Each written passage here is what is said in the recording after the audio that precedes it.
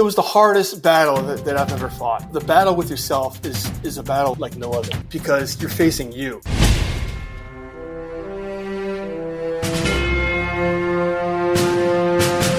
Welcome to Mindset Lessons from the Field. I'm Gina Casazza, the author of Training with the SEAL. I officially stopped saying upcoming author of Training with the SEAL because I started posting those chapters on Substack. So go over to the Substack and start reading the official chapters for my memoir, Training with the SEAL. Today's guest, warrior in every sense, 13 years as a Navy SEAL, 8 deployments, now therapist, author, helping others navigate chaos with clarity. He didn't just survive the battlefield, he faced the internal war that comes after. When the armor comes off, he found the courage to do something far harder than Hell Week, and that's sit with his emotions and ask for help. He's here to talk about what real mental toughness looks like, why independence is often a myth, and how to build psychological flexibility, the key to thriving through chaos. Ladies and gentlemen, without further introduction, Jeff Boss. Jeff, thank you so much for being on the show. Hey, Gina, thank you. Thanks for having me. That's a great intro. I appreciate it. Of course. Yeah. I just, that bio, I need to start there because I want to know, we said key to thriving through chaos is building psychological flexibility. What exactly does that mean? In a nutshell, psychological flexibility is basically what allows you to open up, be present, and really do what matters. And I'm taking kind of a page out of acceptance and commitment therapy here because that's exactly what ACT is. It's like I said, opening up, being present, and doing what matters, which is so hard for so many people because they get so entrenched in their thoughts. The metaphor that I use is kind of like a fish that gets, bites a lure, right? The fish is our thoughts. I'm sorry, the fish is us, and the lure is our thoughts. And so that lure, it just kind of jerks us around, and it compels us to, behave and, feel things and, just do things that is kind of contrarian to the ideal person that we want to be.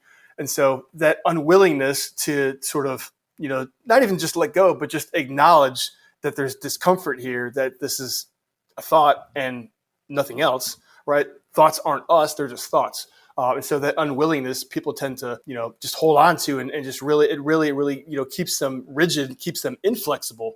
And so what I help do is help people open up that thought space, that emotional space into, sitting with what that kind of fear, right? Fear to embrace thoughts that they, might not want or emotions, similarly. Or in the bio that you read about me, like you said, sitting with uncomfortable emotions is not, everybody wants to avoid it. That's what psychological flexibility helps do.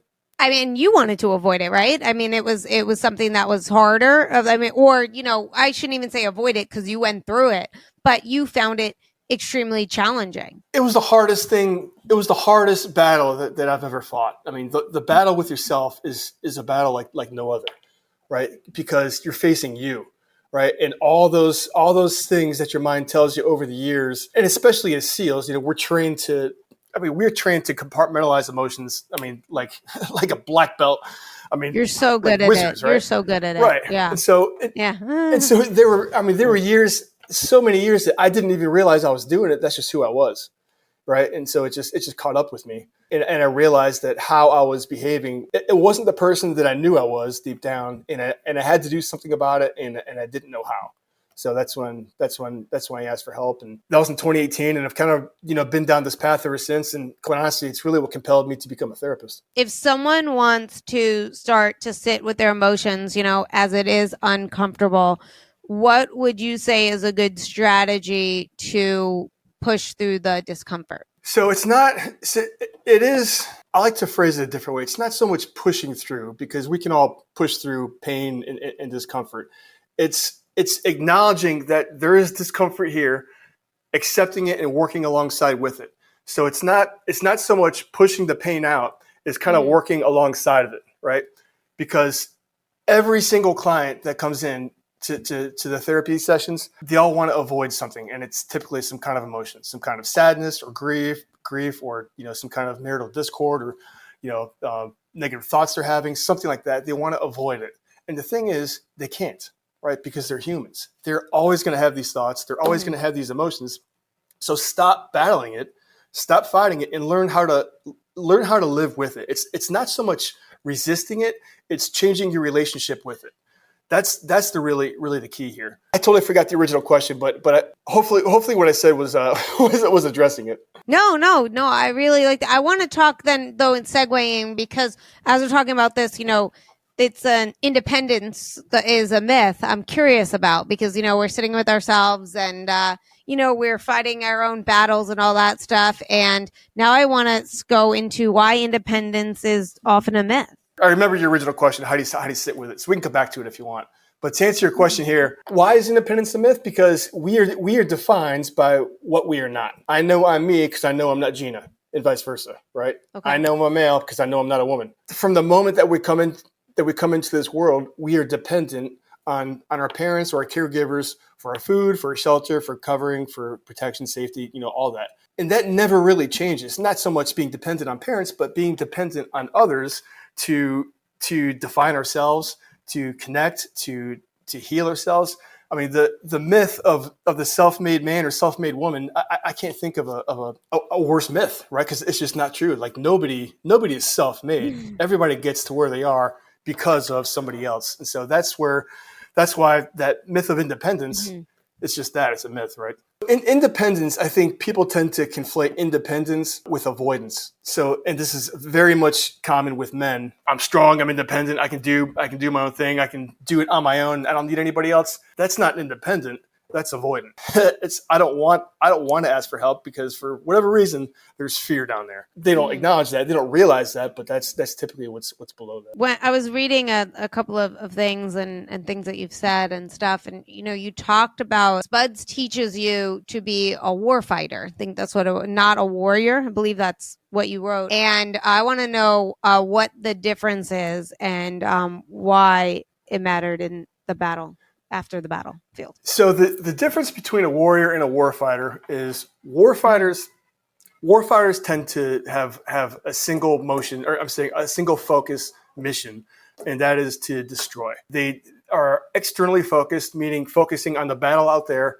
They're ignoring any kind of internal battle because they're just not aware of it. And so the warfighter goes out there and they just do. Right? They just execute task after task, and they just keep on rolling. That's not, restricted to military. I mean, there's a lot of high performers in corporate who are just on the hamster wheel, right? Just going and going and going, and they're never taking time to really look within and ask themselves, am I in the right place? Right? Am I chasing the right thing? Am I going in the right direction? Warriors can do exactly what warfighters can do. However, they can also go internal. They can go inside and look at themselves. So I guess in a nutshell, warfighters are more externally focused. They're working on the external battle. Warriors can do both, but they check in with their internal sides first. Gotcha. So when did you start to notice like those cracks, like in the warfighter identity? Warfighter and warrior, I kind of came up with that a few years ago, but I'd say before I could even put terms to it, it was after I medically retired in 2013. I'd say probably 2016, 2017, I noticed that something was off. And so, again, that warfighter in me was just pushing through because I could and because I knew how. But ultimately, it just caught up with me. And that's when I asked for help in 2018. And then that's when I sort of, moved into this whole warrior space. Would you say that asking for help was a moment when you decided to rebuild? Oh, yeah, because I was already broken down, right? I was at rock bottom. And so there was nothing, I couldn't tear anything down anymore. I was already at rock bottom. And so I had to rebuild. Yeah, rebuilding because I knew the person that I was capable of being, and I knew who I really was at my core, but my actions weren't congruent with that person. And I didn't know how to make them congruent. How was it the first time? Super uncomfortable? Was it like, did you want to, like, how did you push through it to know, like, this is right, this is what I need? I pushed through it because I've seen other friends hit the same rock bottom and ask for help in the same way that I did. And I saw drastic changes in them, like two of my closest friends. When I saw them, I was like, wow, whatever you're doing, I need some of that. So connect me with whoever this is. So that was a big realization for me. So I want to move into because we talked about sitting with yourself, knowing yourself, like that part of it. And, that's really not action. It's like, I mean, it's not like action, like we think about, where it seems like being is more, and you talk about this, you talk about being as the foundation for mental toughness. Like, what do you think most people get wrong about toughness in general? Kind of, exactly what you just said is that they think toughness is all about doing. It's all about going harder, going faster, pushing themselves further. And that is true to an extent, but there's also a point where it becomes, it kind of becomes catastrophic in the sense that you're burning the candle at both ends. And yeah, you can go like with Hell Week, for example. You can stay up for 5.5 days and carry a boat over your head, but you're not going to be doing that every single week. There has to be some kind of balance, right? So knowing when to pare back and give yourself a rest and listen to yourself, listen to your heart, listen to your intuition, that takes some mental strength too, because dopamine is obviously an addiction, and getting things done, like reading all your emails, trying to get to like zero inbox, that's a goal for a lot of people, right? Doesn't make any sense to me, but that's a whole other conversation. All those tasks of busyness that are not necessarily productive. It's busyness masked as productivity. That takes some mental toughness to say, hey, this I can leave work with say 20 emails in my inbox. I can get to them tomorrow. All right. So it's really just not just, but because it's not easy, but it is really just acknowledging that all right, there's some discomfort here. And I'm good with it. I can live with discomfort. It's not going to kill me. The one thing all emotions have in common, I don't believe in absolutes. So this is one of the, I don't believe in absolutes, but at the same time, there's an exception to every rule, right? So the one thing all emotions have in common is they're impermanent. It's like waves, right? They come and they go. They come and they go. Mm-hmm. So sitting with that discomfort, just acknowledging it, noticing it, naming it, try to get as specific as possible. By the time you get to the bottom of that, of that emotion in terms of detail, it's gone. Now, you just mentioned Hell Week, and I wanted to talk about what I read about Hell Week, where you talked about, and this was, I remember for myself when I was in the Navy SEAL prep program, and there was this moment where like you just start to surrender, just like, it's like for me, it was miserable. This was not something that I always was like, why do people find this fun? None of it was fun for me, and I was just doing like a baby course compared to what you did, and there was this moment where I pushed through the pain where you surrender to it, and there's a feeling that happens that I really can't explain. It's like, and it reminded me of that when you talked about that moment in Hell Week when you just surrendered, and I want to know what that taught you about awareness, and also if you could just tell that story on and what it felt like for you to surrender, and translating that to a civilian. Wow, there's a lot in there in terms of letting go of like trying to. So what I hear from your experience is you're trying to resist the difficulty of it, right? Trying to almost like save yourself for the entire week, maybe save energy. No, it was just so painful. I didn't think my body could keep going. And then Coach Mack was like, just go.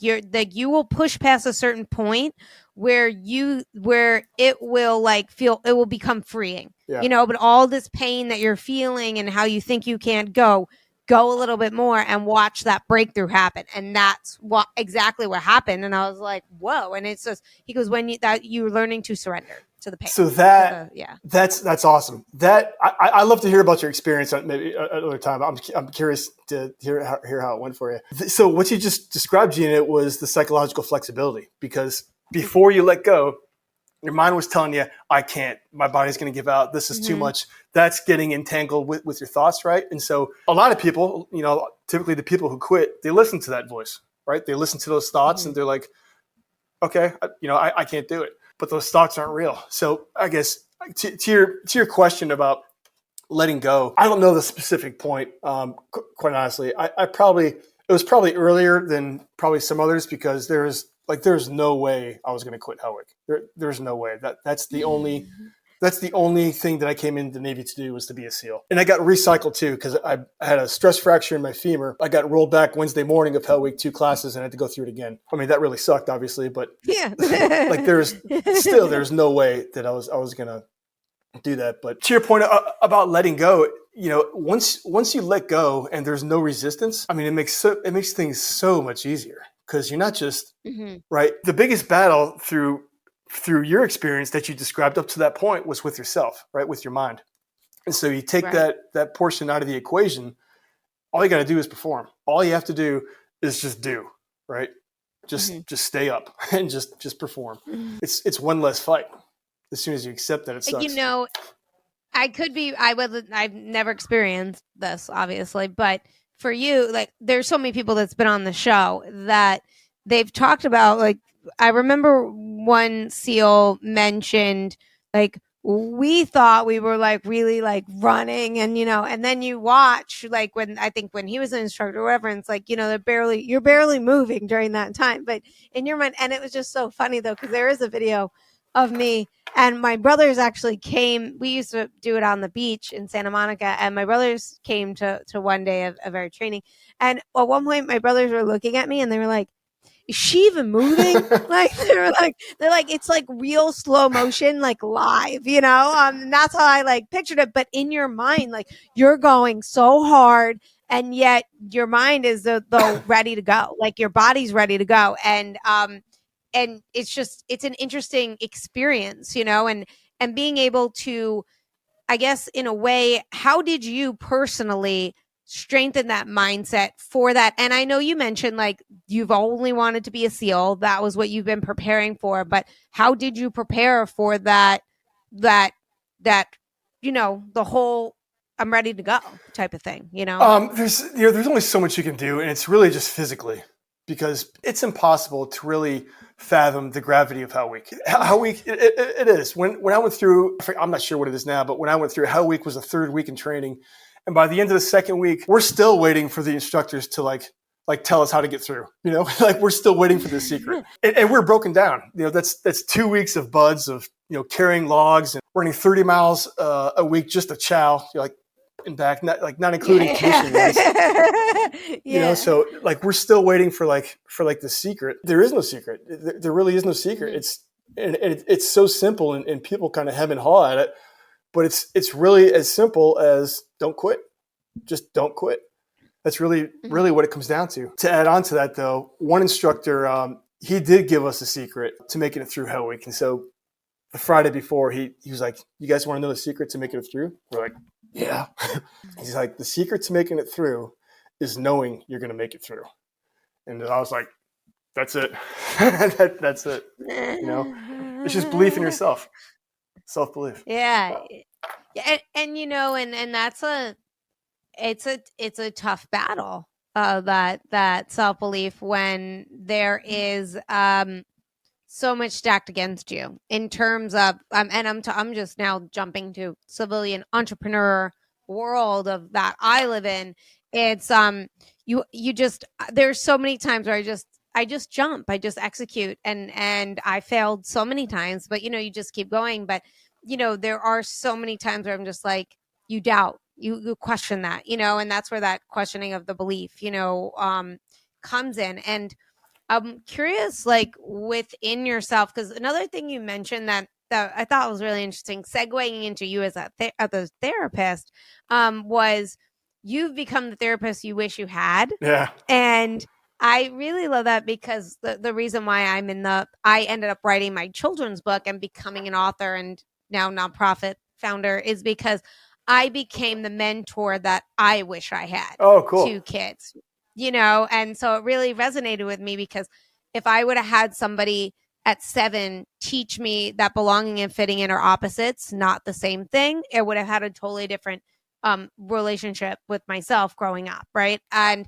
for yourself, like what was the most surprising thing that you learned now on this side of the conversation as the therapist? Just to be clear, I'm still in my master's program. I'm not technically licensed, so I'm still I'm a resident right now. The most surprising thing that I learned, I'd say the most surprising thing that I learned. So I work strictly with law enforcement and their spouses, and probably the biggest thing that I learned was that they don't all want to get after it like I would. They don't want to. And can you explain how would you do it versus how they're doing it? How would you do it? So depending on what we're talking, so let's just say, for example, I got a client who has a history of TBIs, of PTSD, very unstable relationship with spouse, what I would do is I've been seeing this client for several months. I don't get the sense therapy is really going to take him to where he wants to go. And it's not just me.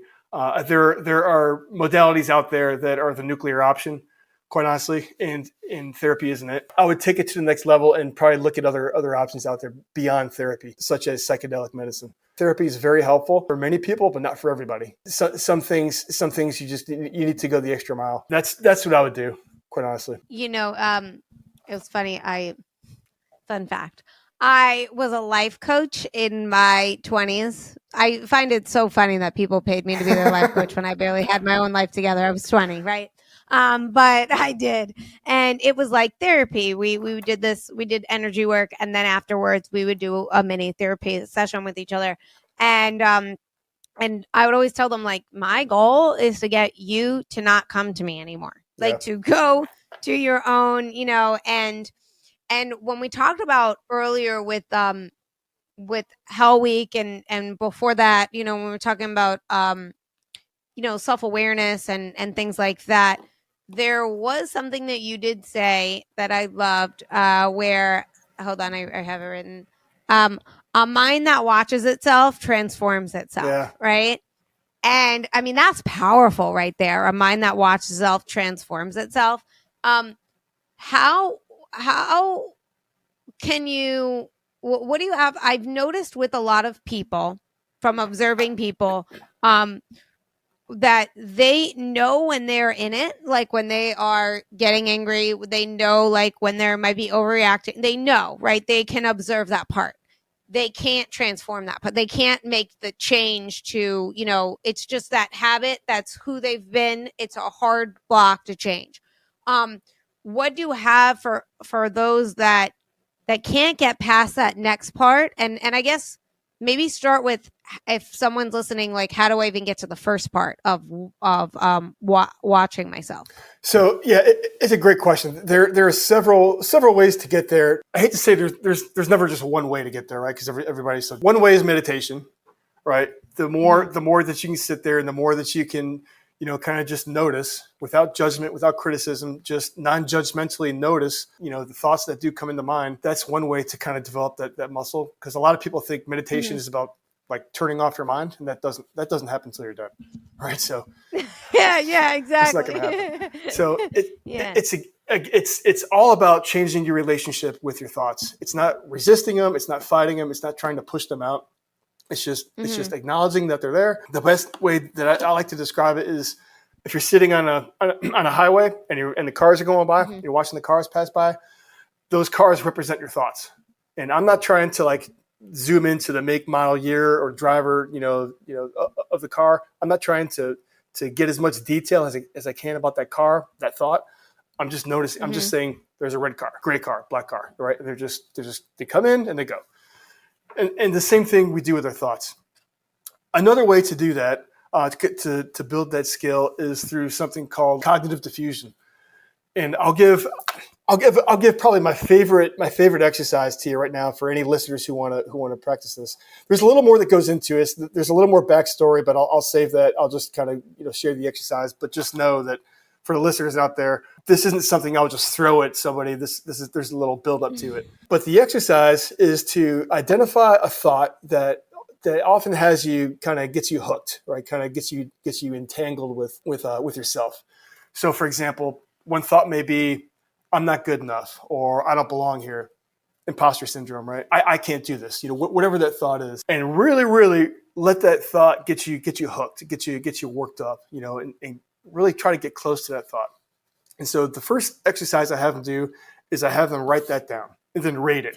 How hooked are you on a scale of 1 to 10? 1 being like unhooked, 10 being like completely unraveled in it. They'll write it down, and then after that, I'll have them write down the sentence. I'm having the thought that, and then whatever their first sentence was. Let's just say I'm not good enough. I ask them to notice what's different with that sentence. 99% of the time, like I said, there's always outliers, right? There's always rules or exceptions to every rule. 99% of the time, though, people notice that they get distance from their thought. It creates a little distance. And so that, they're asking them to rate, it comes down again. And then I ask them to write out a third sentence, which is, I notice I'm having the thought that I'm not good enough, or whatever it is that they wrote in the first sentence. and still their rating drops again. And that is a great tool to really learn how to sit on the side of the road and watch those thoughts drive by, right? To get distance. Because when those thoughts are really up close, then we're really enraptured in them, right? But as soon as I can get distance from them and just see, oh, that's a thought, but it's not me, then I can kind of get some more control over my behavior, right? Develop a little more agency with it. Now, because you're doing an actionable takeaway, what I wanted to ask you later on in the show, but I'm going to ask it now because you're talking about actual takeaways. You built this framework around personal stability and psychological flexibility. Can you break those down into simple steps that we can apply today? Yes and no. So I say no because it's kind of a modular framework. It's not linear. It's because one thing doesn't work for everybody, and like some people may not need some cognitive diffusion, and some people are just more willing to accept. So it really just depends. I would say probably one of the most important things of that framework is understanding your values and using your values as a framework for your behavior. So, for example, I had another client, another officer who comes home and just kind of gets stressed. It's just stressed about going into the house with kids and wife, and there's a lot of difficulty among officers in turning it off for several reasons, which I won't get into, but you can imagine the stress from the job carries over into the house, right? And so getting distance from that is one, accepting the uncomfortable emotions is another. I'll just talk about the values part. What he ultimately learned was that the way that he was showing up as a father wasn't congruent with the person that he wanted to be as a father, as a husband. And so we did some values work. And so when those moments arise where he wants to yell at his kids or get angry at them just for for being 5 or 6 or just for being young kids, he reconnects to those values and says, is this the person that I want to be? Is this in line with what's important to me? It's either yes or no, right? If no, then what is? And if yes, then okay. Really, it's funny you say this because I run this nonprofit that is it's called Empower Lit. And what we do is we increase literacy while also building self-esteem, self-worth, and sense of belonging through author visits and literacy events. And one of the literacy events that I wanted to put is with older kids where they get to do the hard things physically, right? And then they do more classroom work on observing who they are, what they've learned about themselves through that physical activity or that teamwork activity, right? Maybe they learn that they don't listen to another person. Maybe they learn that they, and they get to also discover who they are, and then decide who they want to be. And in between that, they list their values to be able to get there. And I feel like a lot of us don't do that type of work. We don't do the introverted self, I guess, like internal, like self perspective of who we are and where we want to go. At what point did you start? Was this something that you've always done to observe yourself and know yourself or something like that? Or when did you start to do more of this? I started doing more of it in recent years. I've kind of always been more introspective for sure, my whole life. I read Stephen Covey's 7 Habits of Highly Effective People when I was a sophomore in college, and I implemented all of it. I did my best to strive to do all that stuff. And even before that, I think I was reading books on ethics, and I was just always kind of been a nerd like that. More so in recent years for sure, because you realize as you get older that all those little things that made you upset or angry, in the past, nobody cares. They're just not important. They're just kind of silly, And so why get mixed up with that stuff, and why not instead, identify what really matters to you and focus on that? One of the other things that really compelled me to get into therapy and kind of pay it forward. When did you decide? When you decided, hey, this is, because you said you medically retired. So I'm going to make the assumption, but you can correct me, that you didn't really plan for this retirement. It was, right? So how did your retirement, how was that transition for you? And then, because some people are like, I know I'm going to retire. Here's what I'm going to do next. This is my plan, right? And that helps them with the transition because it's like they're giving themselves this new purpose, this new identity, and they're going in that direction. Whereas I've noticed on the show, more people that have medically retired, they have a harder time because there is no plan. They don't know. And then obviously going to this side of the world, it's night and day, right? It's not like a one civilian job to the next civilian job, switching careers, right? Which is challenging for people, but this is whole different level, right? So for yourself, what was that transition like? Because, you did hit that rock bottom. So I was given the option. To medically retire or stay in, and I took the medical retirement because I was just done. There was nothing else I wanted to do. I did everything I wanted to. I was ready to move on. So I did know, that I was getting out. I knew what I wanted to do. I had a master's in organizational leadership, and so I really wanted to translate the lessons learned from a high level in the SEAL teams to corporate and to the private sector. I just didn't know how to do that because I didn't have any civilian experience right at the time. I transitioned and became a management consultant, and I worked there for a little over a year and a half before I really wanted to do something on my own, which was get into coaching. Leadership coaching. And so I did that for 4 years before I fell to rock bottom. That transition itself, it wasn't hard at the time, but it caught up with me about 5 years later because, again, that ninja who can compartmentalize emotion, like I was a robot. I could completely disconnect any and all kinds of emotion and just focus on task. And I could do that ever since I was in high school. The military just kind of gave me a sharpening stone to get really, really good at it. That ultimately caught up with me. And so to answer your question, transition wasn't bad at all at the time, but I later realized just, the void of connection, of purpose, of, having something to really be proud of. I didn't have any of that, quite honestly. That was heavy. That was hard.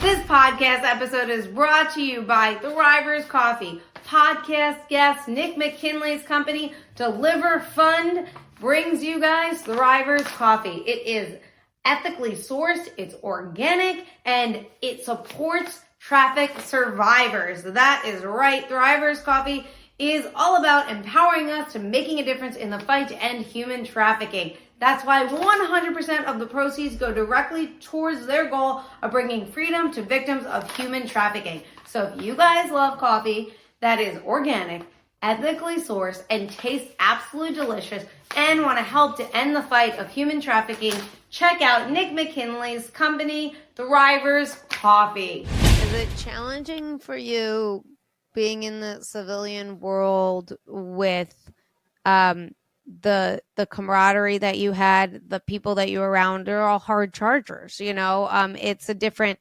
as opposed to here where like I send someone an email, it's taking them 5 days to get back to me. And I'm like, what is going on? Yeah. Right. Like, how is it like, and for myself, it's, I find my people outside of where I live, which is rough for me because I'd love to just like be able to like pop in and like meet somebody like physically that I can connect with on that. And this is the one thing I'm so appreciative for technology about because, the people that I've connected, like Kyle, that's how we got connected, and Kyle's been on the show. Like he's just one of those guys that like I love having in my corner because we can catch up and we're in that same mindset of, that like-mindedness, and for you feel more alone when you don't have that, and I want to talk to you more about finding that for yourself because, when you get out and you're in this and you're not physically with those people, how did you do it? Or how do you do it? I don't know. I'll let you know when I find it, quite honestly. I mean, that's a work in progress. I still have some close friends from the teams that I talk with. Those are probably my only friends, quite honestly, besides my wife. Those are my only friends. I don't really know anybody here. I don't talk with anybody around me. It's hard to meet people and it's hard to really connect with people, both as an adult, but also coming from the teams. I mean, it's hard to relate. It's very hard to relate. Yeah. Yeah. How is that on your? I guess like I don't know if mental health is the best word, but how is it on or maybe it is. I'm just trying to think of another word that might but do you understand what I'm saying though, in terms of uh, does it bother you? Does it matter to you? Does it affect you? Does it oh, I wish I had more of that connection or anything like that? No, it doesn't. I have the connection I need. I have my closest friends. I have Mm-hmm. my kids. I have my wife. I have my parents. I have my sister. Like that's all connection. I have everything that I need to be fulfilled in that area. Would it be cool to have like a close friend up here? Yeah, that'd be cool. But it's not like I'm keep myself up at night saying, "Damn, I don't have any friends." Yeah. So, What you mentioned actually, we talked a lot about emotions throughout this, and what I want to know in your as a therapist, what emotion do you feel like we avoid the most? And yeah, what do you think? I think all behavior can kind of be summed up by one of two motivating emotions, and that's love or fear. And so Okay. everything, any kind of sadness, anger, loneliness, grief, those are derivatives of fear. So I mean, to sum it up from that perspective, it would be fear. Like I said, there's derivatives of fear, and so a single emotion, I'd say just some sort of discontent. I don't Mm-hmm. say anger because guys tend to use anger because it's a very easy emotion to control, and it's a secondary emotion, meaning that anger is like the outside layer of the onion, and it's Okay. covering up the hidden emotions, the harder emotions, such as loneliness or abandonment or something like that. It's interesting that you say fear because I was talking to somebody yesterday, and I was on a podcast and we were talking about fear and we were talking about COVID and how it was all fear based. And we mentioned if there was another pandemic, would you say that people would blindly follow a second time after knowing everything that came out? And I said, yes. And he said, why? And I go, because they are in fear. And fear is probably the easiest way to control people. And how do you put up a shield of armor to prepare yourself for fear? Because it is everywhere. And sometimes you can't, like, you can't. The other day I had to do a speaking event and my heart was beating out of my chest, which is weird because I do these all the time, right? And I was doing something a little different. So that's probably why it was beating out of my chest. It wasn't my normal thing.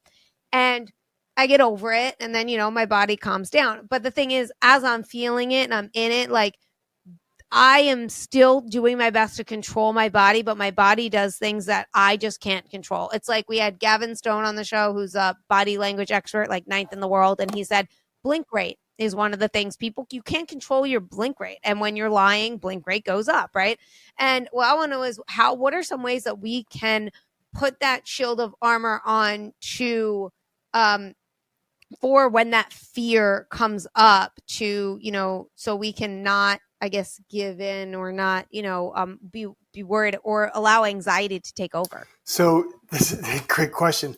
If you think back to that time when you were doing your, what was it called? Kind of like, we call it mini buds, but the prep program. Yeah. Team Eagle One. the Yeah. prep Got it. program.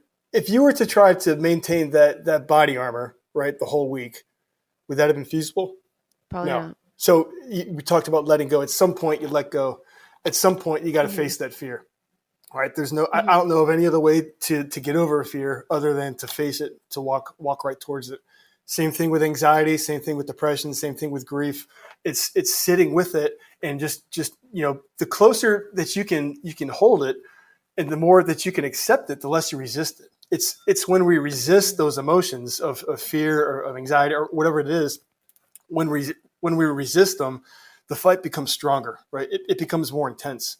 I mean, just think of rumination, right? People who ruminate all the time with anxiety, for example, you go down a rabbit hole and it just keeps spinning and spinning and spinning and spinning, and you don't get anywhere, right? And it's all made up. Right. It's all imagination. So, but we do that. We ruminate to avoid the discomfort of the moment. Sitting with that discomfort, I swear, it is the key to facing anything. Let me back up.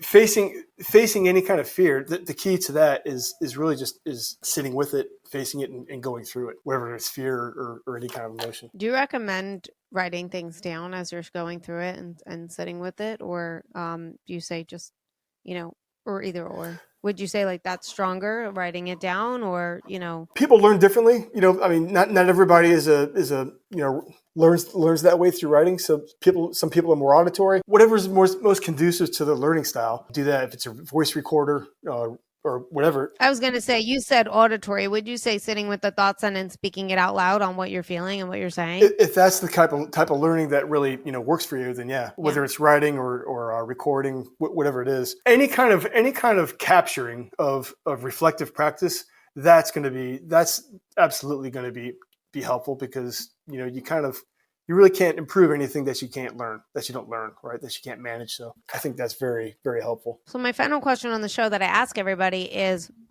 what do you have for us listeners that we could do on a daily basis to help strengthen our mental fitness? I would say sit in solitude. Sit in solitude for 10 minutes.